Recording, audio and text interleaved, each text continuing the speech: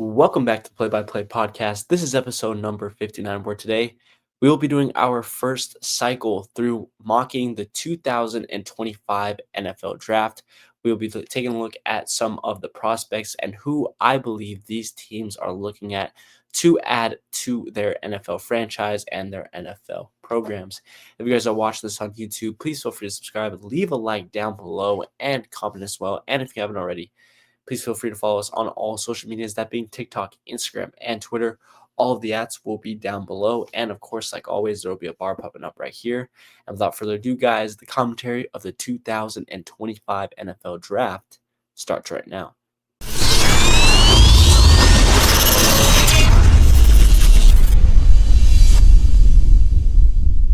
So we're back, and just like that, the 2024-2025 NFL regular season has passed us by. We are now going into the playoffs, which start on Saturday. I am super duper excited. You guys let me know how excited you are and what are your playoff predictions. But there's also something new coming up, and that is, of course, the NFL draft. It is one of the most highly talked about events every single year by every sports analyst. It is happening in April. We are just 3 months away from seeing hundreds and hundreds of players, hundreds of brand new players come into this league, and we will have to see which ones make their mark and which ones bust out. But because we are now in this time frame, we now have the first, I guess it's 18 teams. So I guess it's going to be an 18 team one today. We have the first 18 draft picks already filled and sorted out by record. Of course, the other 14 teams still battling for position in this playoff. And so in this draft, we start off with the Tennessee Titans, a team that I'll be completely honest with. I was really, really happy when they got the number one overall pick because I felt that they were much more interesting of a team because they have so many different avenues that they could go down, so many things that they are in need of. And of course, this is a draft that sure you have a guy like Travis Hunter, who obviously is likely looked at as the number one player in this draft, but with so many needs, who knows what direction they could go in. They do need a quarterback. They do need an offensive tackle.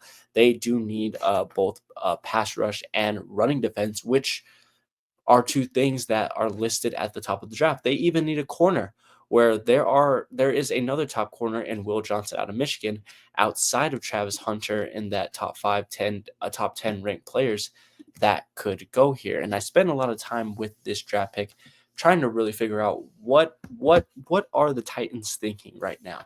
And prior to about a week ago, I felt in my heart that they would either go Travis Hunter just for the value or that they would go offensive tackle because I felt that the Tennessee Titans offense actually has a lot of talent to it, despite their shortcomings this year and despite them not performing well.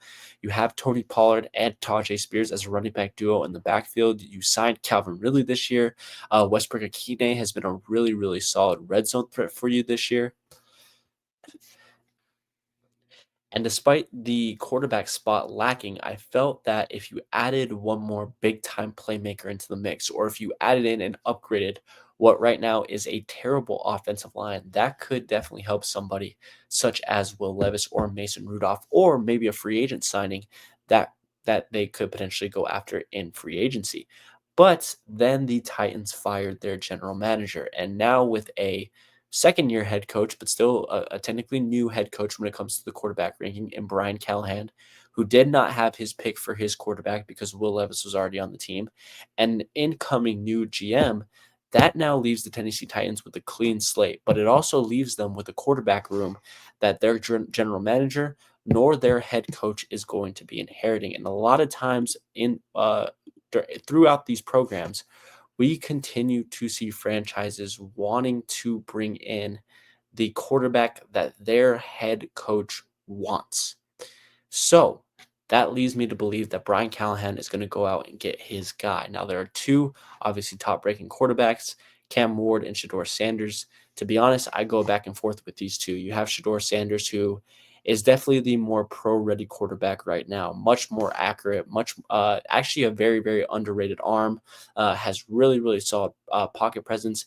Meanwhile, Cam Ward, much more of an improviser, like we saw from Jaden Daniels this past season.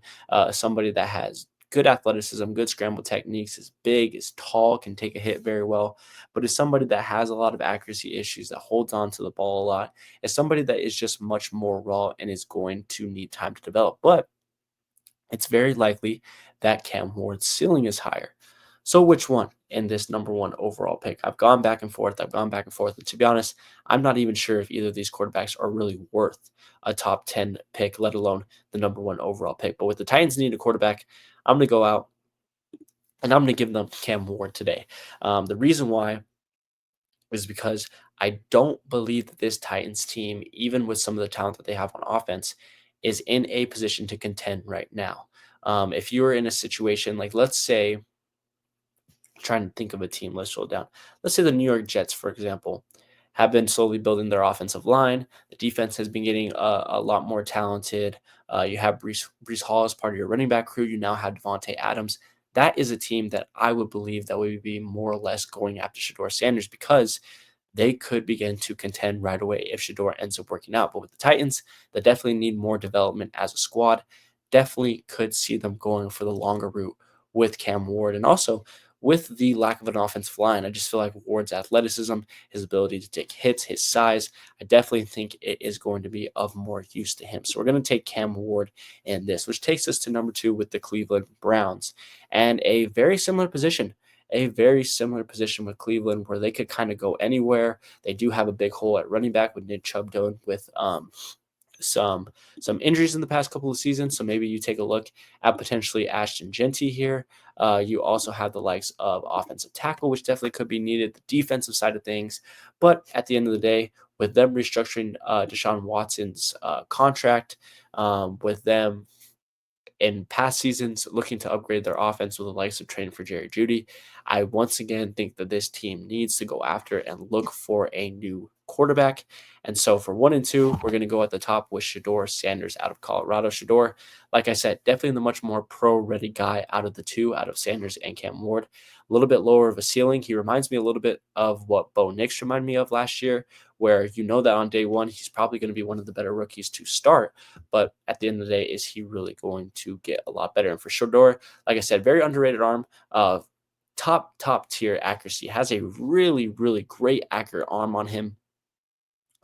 Just has some issues similar to Cam Ward, where he holds on to the ball sometimes it's too long. Sometimes his drop back is a little bit too far for me, but I think that sometimes that stems from him just having a poor offensive line. The question for Cleveland going forward, building around Shador, is can they get him some weapons to throw around? Because he's going to be going from a Colorado offense that had Travis Hunter, that had Jimmy Horn, that had Webster, and he's going to be going to a Cleveland offense that realistically, at least for right now, only has Jerry Judy and David Njoku on his side. So we'll see how the Browns decide to build around him. But 1 and 2 are quarterbacks. I think that from the beginning of the year, that strikes everyone as a surprise, especially with these two being the quarterbacks of reason. There was talks at the beginning of the year of Carson Beck, who reportedly just about 10 minutes ago, as he's down here, just decided to enter into the transfer portal. So he's not actually eligible for the draft. There was thoughts of Quinn Ewers being a top draft pick this year, maybe Jalen Milroe, but now the landscape has completely turned. We have these two young men at the top of it. So now let's get to the New York Giants at number 3 overall, a team that right now is frowning because they were looking to potentially get one of those top 2 quarterbacks. And there was a lot of rumors about Shador going there with a big open market there. It would have been great. But those two are now off the board. And unfortunately for the Giants, like I mentioned as we go over here, there's not really another quarterback outside of those two that really warrants the need for a first round pick. I mean, Jalen Milroe is probably your first option, in my opinion, on a lot of people's draft boards.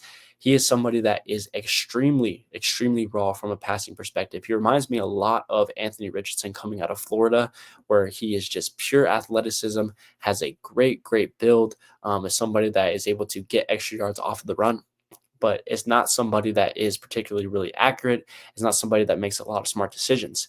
Maybe you look at maybe a Will Howard or down here Quinn Ewers. guys that maybe have a lot better accuracy and a lot better of an arm than Jalen Milroe, and maybe sometimes make better decisions, but aren't as consistent. Maybe don't have the athleticism that a Jalen Milroe has, and because of that, they don't offer you enough on the field for you to go out and get them. Because we have to be honest, these days the NFL has become a dual threat quarterback game. If you're a dual threat quarterback, you are given a lot more value than if you are just a pocket passer. But at the end of the day, excuse me, with New York Giants head coach Brian Dable and Joe Shohan, for their GM, both getting a second chance this year, whereas I thought that they were both going to be fired. With them both getting a second chance, they need an impact player. Um, it's clear that a quarterback is not on the board right now, so they need to potentially help, whether it's Drew Lock, Tommy DeVito, whether it's a free agent signing. They need an impact player on the field and somebody that is going to boost their team right away, no matter where they play. And who better than that than the number one player in this draft, in Travis Hunter? The Colorado Buffs go 2-3. Now Travis, where's he going to play? I'm not sure where the Giants could put him. If I was Brian Dable, I would potentially put him at defensive back. I just believe that his instincts, his play recognition, translates better there. At cornerback, he is still a great receiver, has great hands, but defensive back is really where I see him having the most impact. He barely gets thrown at as a defensive back in college. He did a great job wrapping up and was a great tackler. Did a great job at baiting receivers on the opposite end, and he is somebody that could revive this New York Giants defense. Not even that, he's also somebody that I know he's potentially talked about playing both ways, but that could go on the other side, and maybe you put him into certain packages and you put him alongside Malik Neighbors, Wandale Robinson, Darius Slayton, all guys that have tremendous speed. You put Travis Hunter in a slot position, and now you have, a trip set where you have a lot of speed on that side, kind of reminiscent of the Miami Dolphins over there as well. So Dable and Schoen trying to save their butts here. They need a huge impact player. They get the number one college player in the world, the Heisman Travis Hunter, who can play both ways. And I'm very, very excited to see that man in the NFL, which moves us on to the New England Patriots at 4. Again, another very, very interesting team. All of these teams from about 1 to 7, I would say, are super, super hard to pick for because there are so many different directions that they could go out and get. Now, for New England, a big part of them is going to be that offensive line. That is definitely something that they need to go out and pick and fix. But let's also not beat around the bush that this was a team that was 22nd when it came to defense.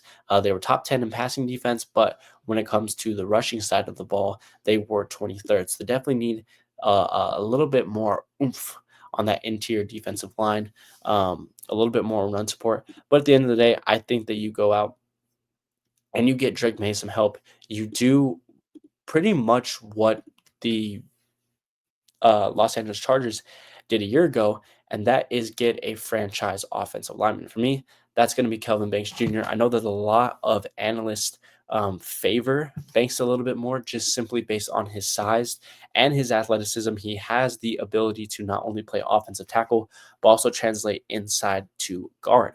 Um, Banks is a very, very solid attacking tackle when going on the run, and in the pass, does a great job at keeping wide. Sometimes can give up the angle, but with his athleticism, does a great job in recovery. So the Patriots get themselves their franchise tackle at 4 with Kelvin Banks. Now moving on to the Jacksonville Jaguars at number 5, and one name has really just been sticking out for me for them, despite their need for interior defensive line, and that's Will Johnson.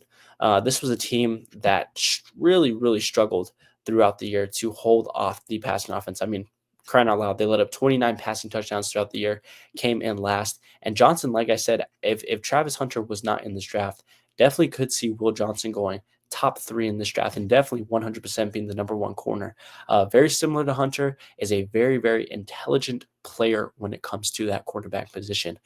When he's in man, he does a really great job being aggressive, pressing at the line, doesn't give up a lot of space. And in zone, he's very smart at pushing his man into the crowds of his defensive defenders to neutralize those passing zones throughout it. Sometimes he can be a little bit aggressive, and sometimes he's a little bit unorthodox when it comes to tackling, and that can make up for some mixed tackles.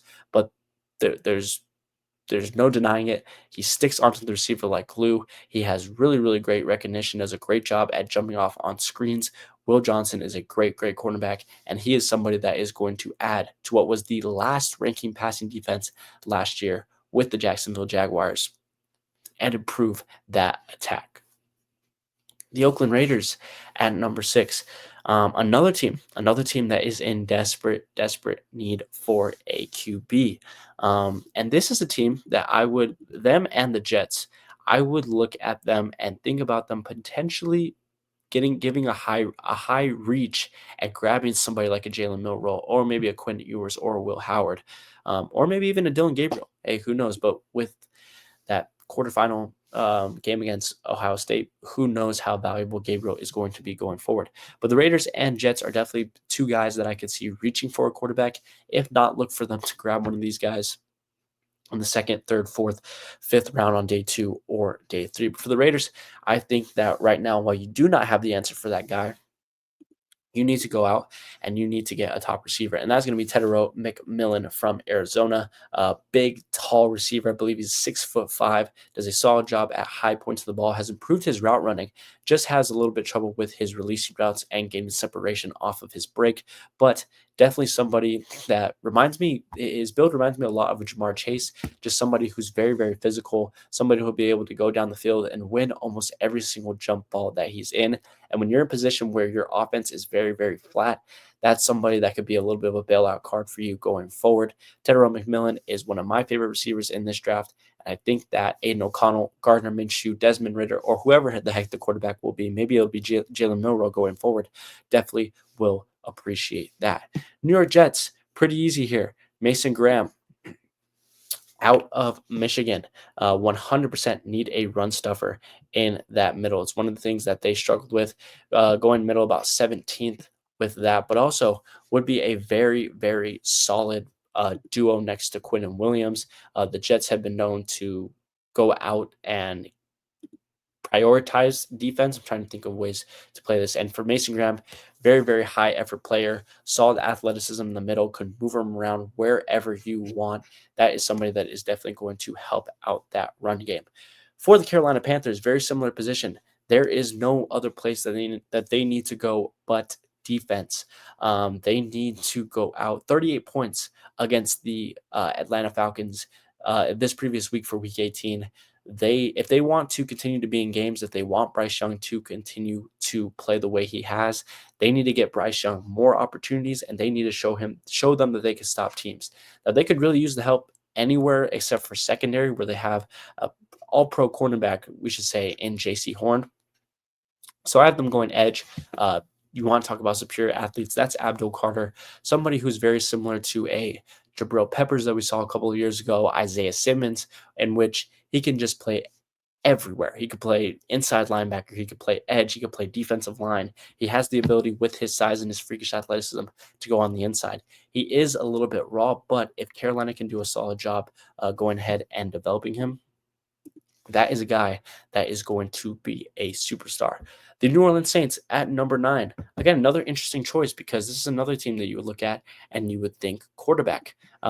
This is not a team, despite what Pro Football Focus says right here on the needs a wide receiver because, of course, you have Rashid Shaheed, Chris Olave, but let's not forget, both of those guys have been heavily injured throughout their career. And once again, in a position where you cannot go quarterback, the Saints are another team that I would look on day 2 or day 3, getting one of those guys that I mentioned.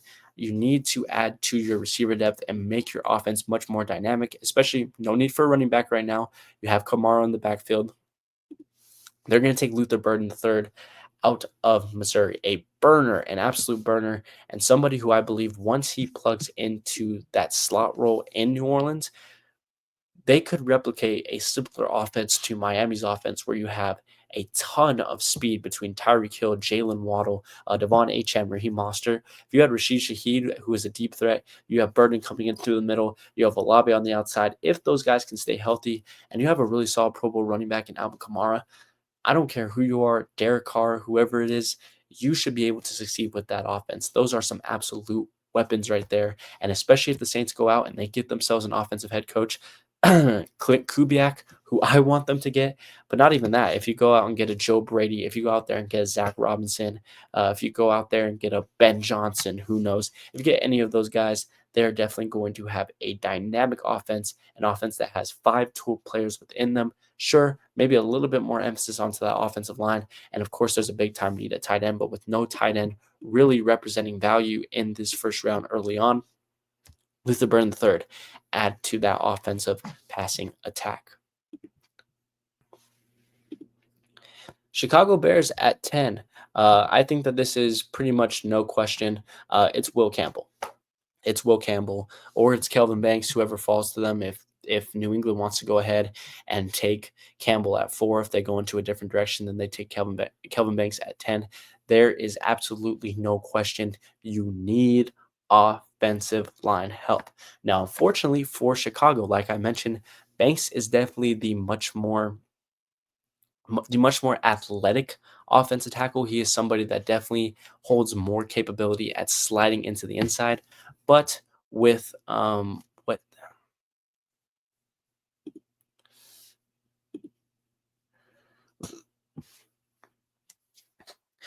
but with Darnell Wright on one side, you could definitely slide Will Campbell to the left, or you could slide Darnell Wright to the left, whatever you want to do. And once again, you kind of have this similar strategy to what the Chargers had this past season, which is to get two potential all pro, Pro Bowl type tackles with Slater and Joe Alt, and in this case, Will Campbell and Darnell Wright, and you just seal up that outside. And that is definitely going to help Caleb Williams with his development going forward. And Campbell is definitely one of those, just a highly experienced tackle that does not make many mistakes, that is very great with his hands, is very smooth on his kick slide, does not commit very many penalties. This is the guy going forward for the Chicago Bears to help them. Now, the San Francisco 49ers are also very interesting. There is a question of do they pay Brock Purdy? So this is another team, again, that you would potentially look at if they don't go in Purdy's direction and if they don't want to go out and sign a quarterback in free agency that you potentially look at for a quarterback. There's also the potential that they let go of one of the receivers this year.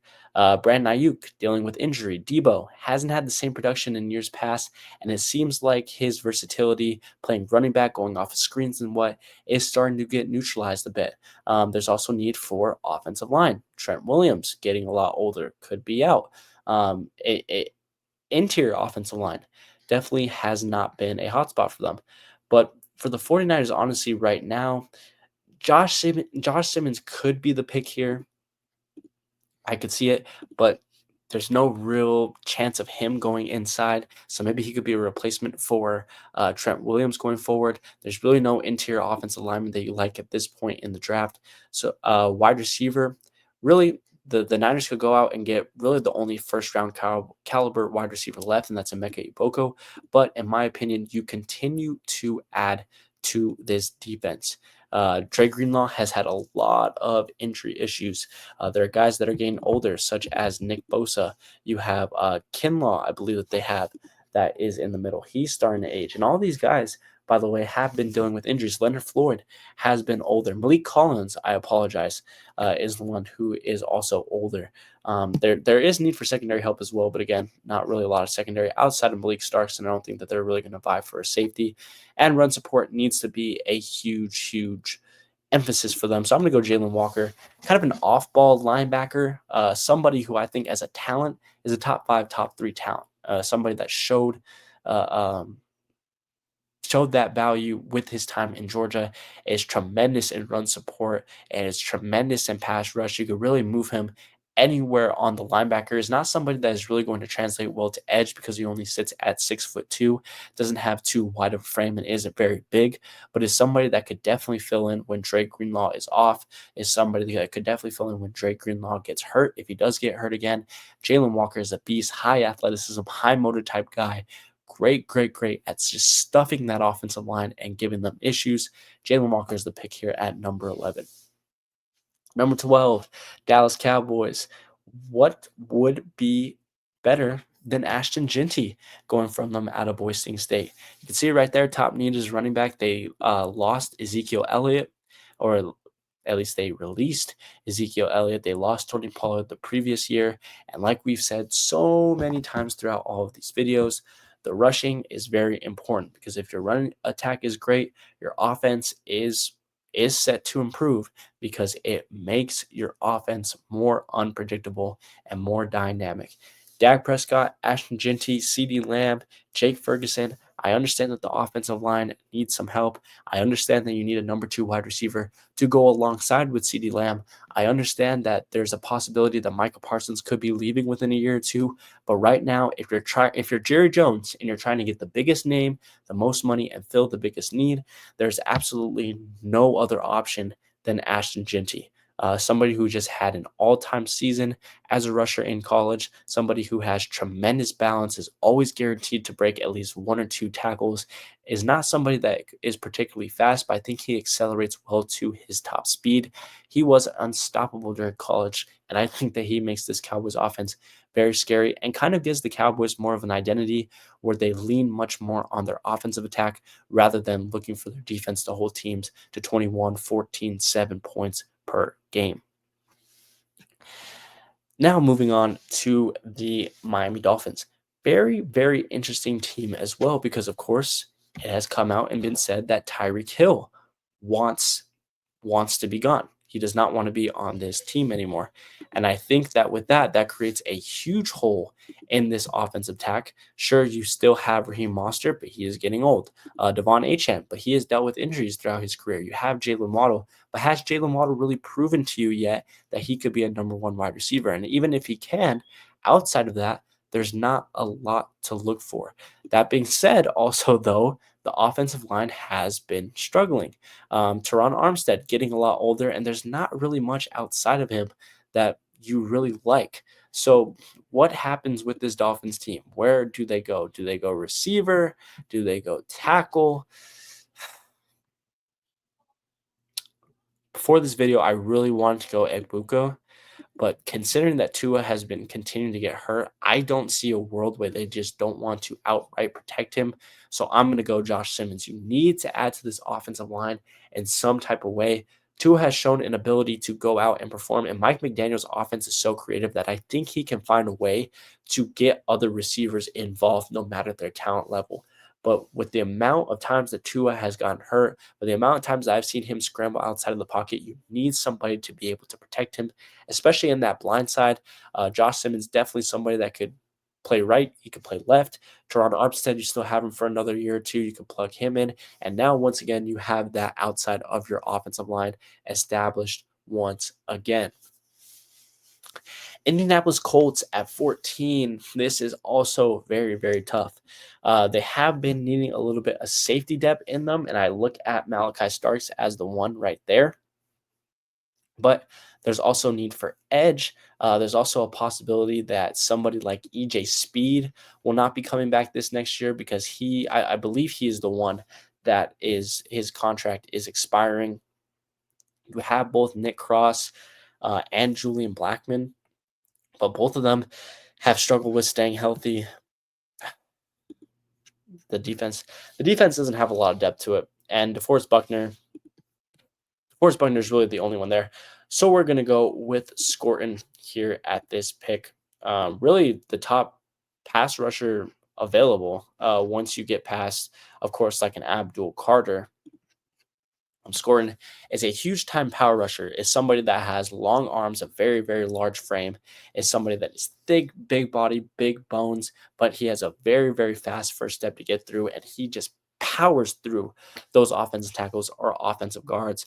Has really, really solid footwork. Is somebody that is going to do well and improve this defense, which was an issue for the Colts this year. I'm trying to look at their ranking.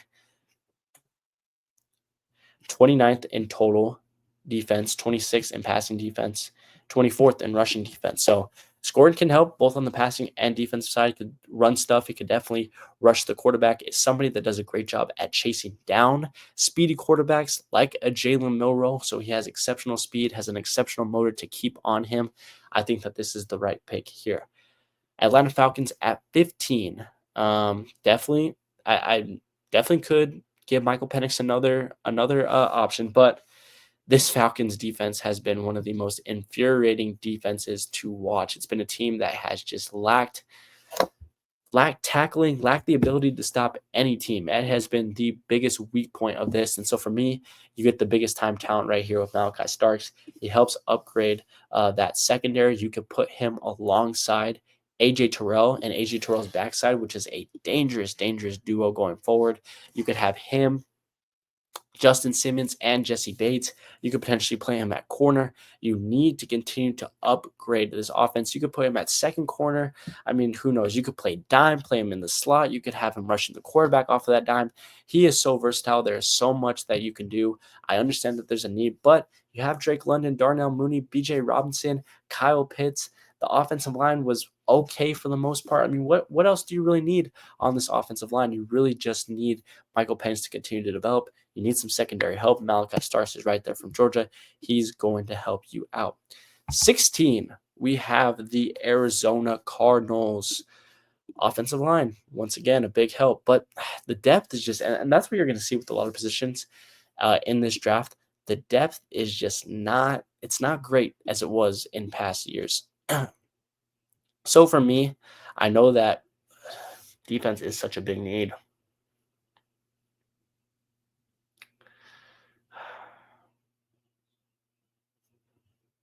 I'm going to go Mykel Williams. Defensive line is a big time need. I was considering getting Kyler Murray another option because I think what we saw this year is if you give Kyler Murray the help that he needs, he performs really well. But you need a pass rusher. You really, really do need a pass rusher. Defensive line is a huge, huge time need for them. If you look at the depth they have, Zaven Collins, they have LJ Collier. The inside is terrible. So maybe you look to move a guy like Mykel Williams on the inside.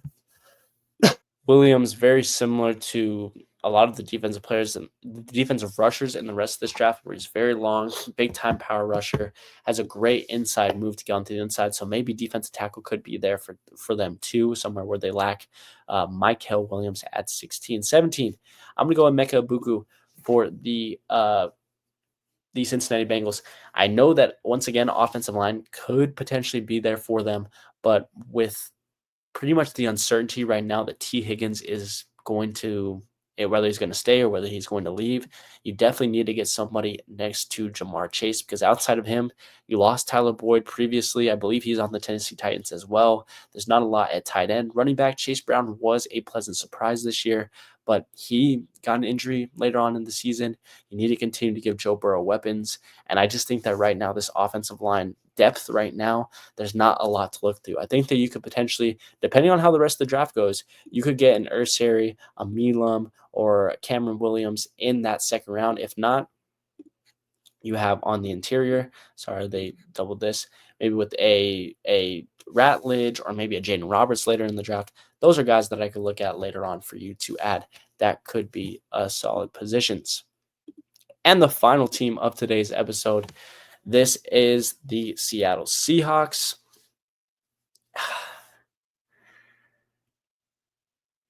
Offensive line, edge, linebacker, quarterback, running back. They could go running back. They definitely could go running back. Kenny Walker has had some injury issues. I'm thinking about this because I didn't originally have the Bengals and the Seahawks in this video. So I'm trying to kind of, offensive line is such a big need. They could go cornerback as well.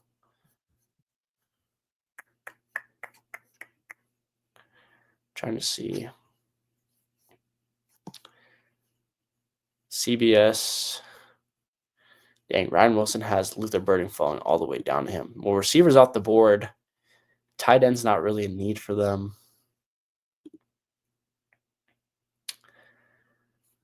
I'm going to go Arante Irsay because I think that this offensive line is such a need. I think that Geno had enough of a season to go out and give himself another year. I know that McDonald is a really great defensive coach, and so they could potentially look for maybe a Shamar Stewart in the pass rush. But I think that once again, Geno Smith just needs to be your priority. So there it is. There is the 18-team mock draft. Of course, ignore these last 14 teams as they are battling for position. Guys that I missed and guys that I would potentially keep your eye on. Did I just ruin it, guys? I didn't ruin it. Thank you. Is James Pierce Jr. out of Tennessee. He was part of those Titans of a Tennessee Volunteers pass rush. I would look at him potentially if teams want him over maybe a Michael Williams or a Nick Scorton. He could definitely go within the top 18. Alec Iomore is definitely one of the better wide receivers outside of those top three. Maybe he jumps up. He has a bigger frame. So look at him, of course, Shamar Stewart. Also, Colston Loveland, who is 1,000% the top tight end in this draft. But I think he's mocked right here by the computer to go 20th to Denver. I think that's fit because Denver has absolutely no tight end. But just a couple of guys to keep your eye on. So just a little bit of a review. You have Cam Ward going number 1 to the Tennessee Titans. Shedeur Sanders going number 2 to the Cleveland Browns. Definitely think that these two could be flipped, or that you could potentially see maybe somebody like a Travis Hunter or a Kelvin Banks Jr. jumping into this position for the Titans, because the Titans could go everywhere. You have Brian Daboll getting his impact player in Travis Hunter at 3. You have the Patriots getting their franchise tackle with Kelvin Banks. Could 100% see them getting the more experience in Will Campbell and putting them across from them. These two could definitely flip. You have the Jaguars, who have the worst passing defense in the league, grabbing what, in my opinion, because Travis Hunter's labeled as an athlete, not technically as a corner. So who is the number 1 cornerback in this draft in Will Johnson? The Raiders really know where to go, so they get Tedero McMillan, the number 1 receiver, and their number 1 receiver that could high point and get those jump balls. Mason Graham is just a huge need for the Jets on the interior. You don't know what's going on with Aaron Rodgers. Panthers need to go defense. Abdul Carter is just so versatile as a freakish athlete. Saints upgrade their offensive versatility, their capability, and become much more dynamic. Bears, there's no other draft pick that they need to go for than an offensive lineman. So if Banks falls here, Banks could be drafted there. Niners just work on depth because they have so many injuries. Definitely would not be surprised if they go out and they get a Josh Simmons, or maybe if a Campbell or a Banks falls to them as well. Cowboys get their money man and also their top running back, and hopefully somebody that they hope to be the next Tony Dorsett or Emmitt Smith or DeMarco Murray or whatnot with Ashton Jeanty. Dolphins are hell-bent on protecting Tua. Definitely could see them upgrading the defense as well, or potentially getting another wide receiver if Tyreek folds. Colts, I actually think the Colts are really going to want Jalen Walker. I think that they have huge eyes on him, especially if EJ Speed leaves. But they need edge help. Scoring helps that. Falcons, you could put Starks all over on this defense. Even though he is a safety, he could do a great job in run support, great job with the pass rush. I know that they have a lot of depth with Bates, Simmons, Terrell, but you need to continue to upgrade this defense, and Starks is just that type of talent. If not, definitely a James Pierce that could help the defensive rush. Shamar Stewart, Michael Williams, who I have going with the Cardinals. Also, look at the Cardinals potentially looking for a Emeka Egbuka or a receiver that falls like a Luther Burden.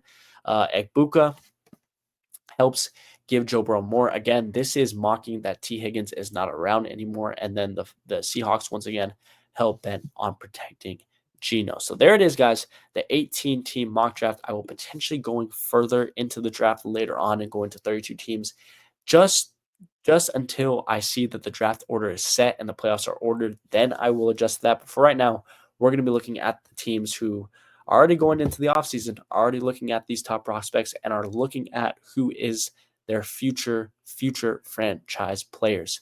So that's all from me today. Thank you guys so much for tuning in and watching this episode.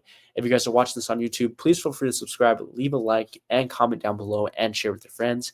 And if you haven't already, please feel free to follow us on all social medias, that being TikTok, Instagram, and Twitter. All of the ads will be down below. There will, of course, be a bar popping up right here. And without further ado, guys, I will see you guys on the next one. Peace.